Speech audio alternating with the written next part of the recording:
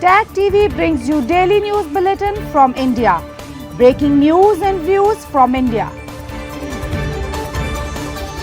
You're watching South Asia Newsline, and here are the top stories we are tracking for you on Friday, the 26th of September. India's Shankar pushes for UNSC reforms as G4 holds key bilateral meetings in New York.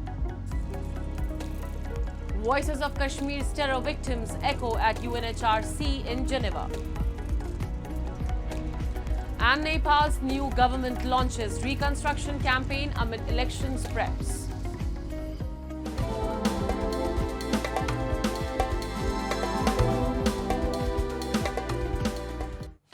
And now for all the details. India's Foreign Minister S. Shankar and his G4 counterparts from Brazil, Japan and Germany renewed their push for UN Security Council reforms on the sidelines of the 80th UN General Assembly. The grouping reiterated its demand for expansion and permanent membership, reviewing the stalled intergovernmental negotiations. While talks remain blocked by a few nations, a revised elements paper has been welcomed as a small step forward. Reforming the UNSC remains a top Indian priority. Jaishankar also convened a joint meeting of the L69 and C10 groups, both pressing for broader representation.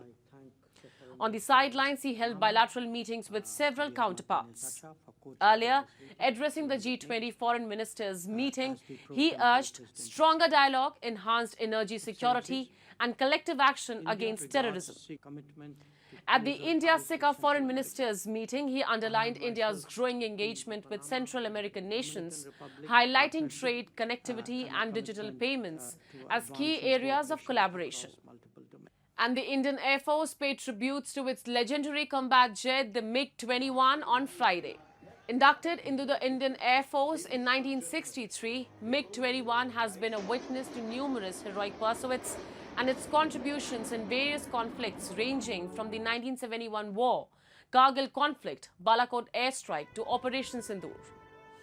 It has now concluded its remarkable 63 years of service. Air Chief Marshal A.P. Singh led the last sortie of the MiG-21 as the legendary aircraft fleet was officially decommissioned. Following a water cannon salute, the Air Chief handed over the aircraft's Form 700 logbook to the Defence Minister, marking the end of an era.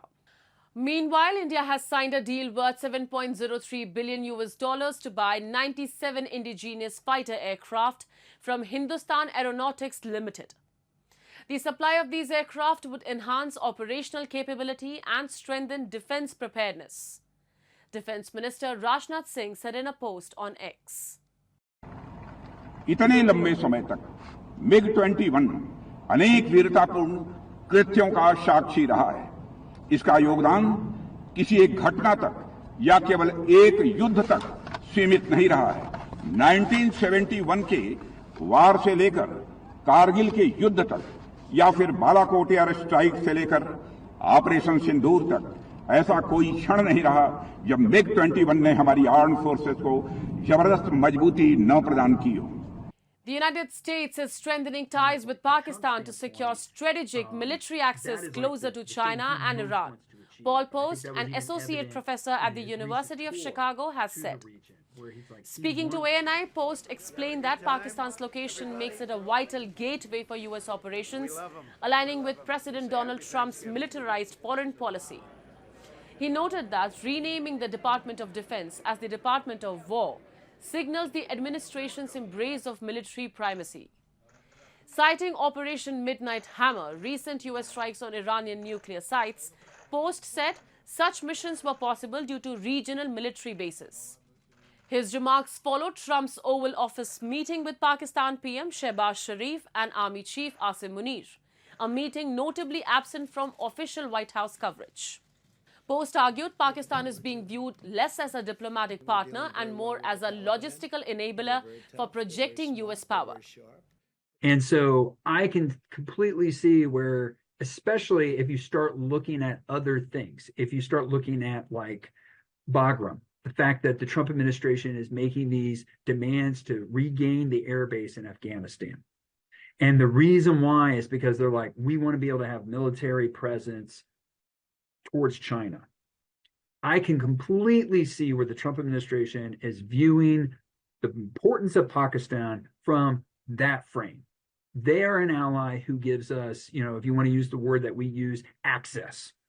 If we have a presence there, it puts us that much closer to China, puts our assets closer to China and Iran. And at the UNHRC in Geneva, victims of terror from India's Jammu and Kashmir called out Pakistan's role in cross-border terrorism and urged the global community to hold it accountable. A report. At the 60th UNHRC session in Geneva, an event titled Victims of Terror, organized by the Shivi Development Society and the People's Cultural Center, brought global attention to the suffering of terrorism survivors in India's Jammu and Kashmir. Speakers underscored Pakistan's role in fueling cross-border terror in Jammu and Kashmir, and called for justice and recognition for affected communities. Human rights activists, journalists, and NGOs present at the gathering were urged to intensify efforts to counter terrorism in the region. The only architect of this campaign is Pakistan, unfortunately.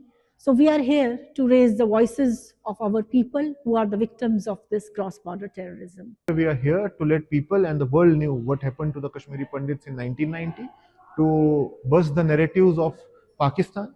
That is why we are here. And also from this stage, also from this forum, we want to request the world community to direct Pakistan to stop aiding and abetting the terror, to stop the terror activities they are doing in India and in our state of Jammu and Kashmir, and also direct the Pakistan to dismantle its terror infrastructure completely.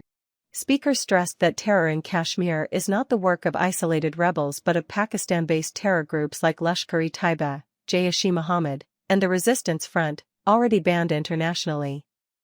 They underlined that while India defends its citizens, Pakistan continues to manufacture and sponsor terrorism, creating a cycle of violence that has claimed countless innocent lives.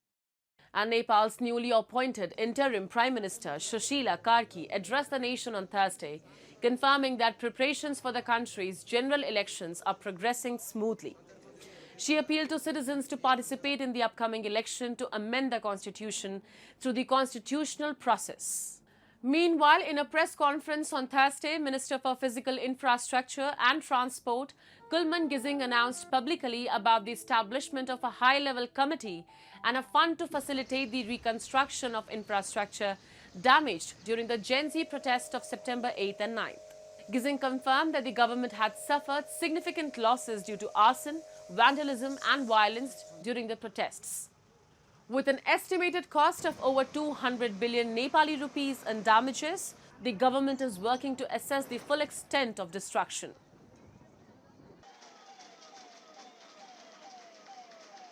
Yes जटिल परिस्थितिमा मुलुकलाई निकास दिन आगामी फागुन 21 गते भित्रै स्वतन्त्र निष्पक्ष भयरहित वातावरणमा निर्वाचन सम्पन्न गर्न सरकारले आवश्यक पर्ने जनशक्ति, बजेट, निर्वाचन सामग्री, सुरक्षा र कानुनी व्यवस्था लगायतका विषयमा निर्वाचन आयोगका पदाधिकारीहरूसँग छलफल गरी आम निर्वाचनको प्रारम्भिक कार्य सुरु गरिसकेको छ।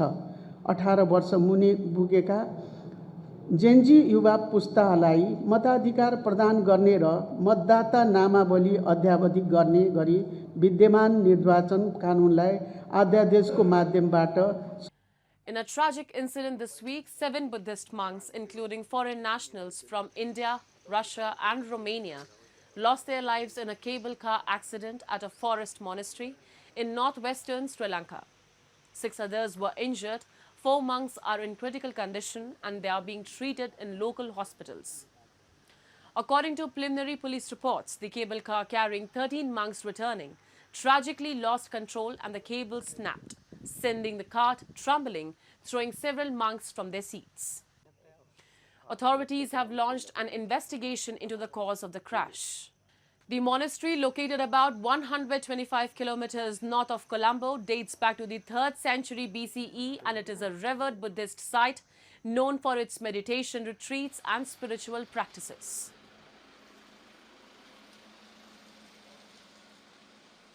Kau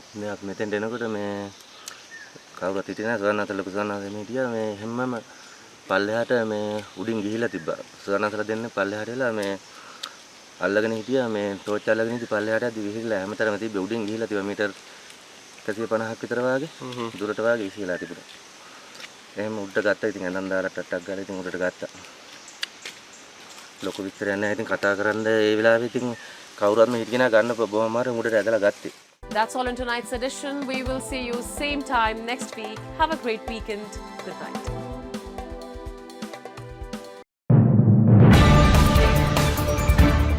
Tag TV brings you daily news bulletin from India.